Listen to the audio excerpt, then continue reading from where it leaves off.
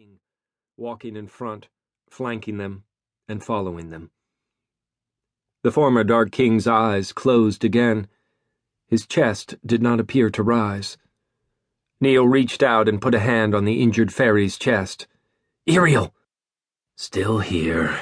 Iriel didn't open his eyes, but he smiled a little. "You're an ass," Neil said, but he kept his hand on Iriel's chest so that he could feel both pulse and breath. "You too, Gunkana," Iriel murmured. Far too many miles away from Huntsdale, Keenan leaned against the damp cave wall. Outside, the desert sky glimmered with stars. But he wanted to be home. Had wanted to be home since almost the moment he'd left. Soon. He'd needed to be away, needed to find answers, and until he did that, he couldn't go back.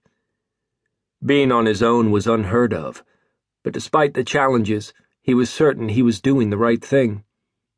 Of course, he'd been certain of a lot of things. Surety was not a trait he lacked, but it didn't always lead to wise choices. He closed his eyes and let sleep take him. "Is this what you freely choose, to risk winter's chill?" Sunlight flickered under his skin, and he reveled in the hope that this time it wouldn't end, that this time this girl was the one he'd been seeking for so long. She didn't look away. "It's what you want." "You understand that if you are not the one, you'll carry the Winter Queen's chill until the next mortal risks this. And you agree to warn her not to trust me." He paused, and she nodded. "If she refuses me, you will tell the next girl, and the next." He moved closer. "And not until one accepts will you be free of the cold." "I do understand." She walked over to the hawthorn bush. The leaves brushed against her arms as she bent down and reached under it. And stopped. She straightened and stepped away from the staff.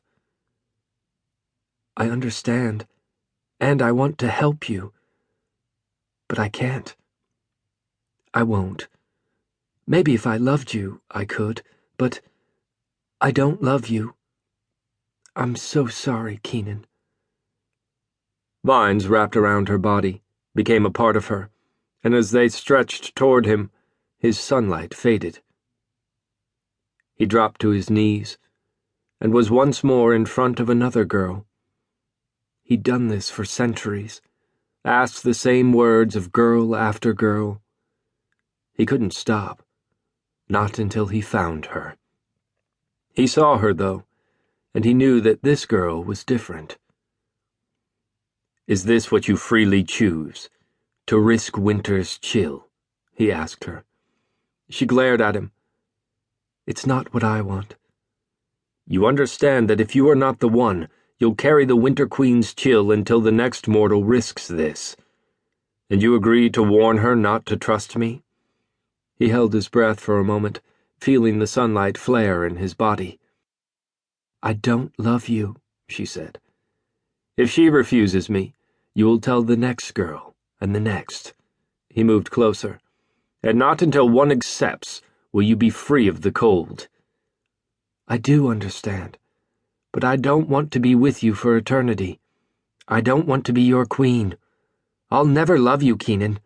I love Seth."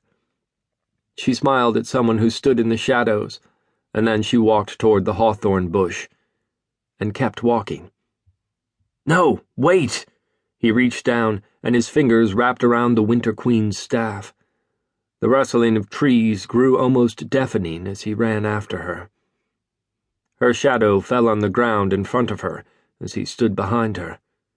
"Please, Aisling, I know you're the one." He held out the Winter Queen's staff and hoped. For a moment he even believed, but when she turned and took it from his hands, the ice filled her. Her summer blue eyes filled with frost, and it crawled over her body. Aisling screamed his name. "Keenan!" She stumbled toward him, and he ran from her until he couldn't breathe.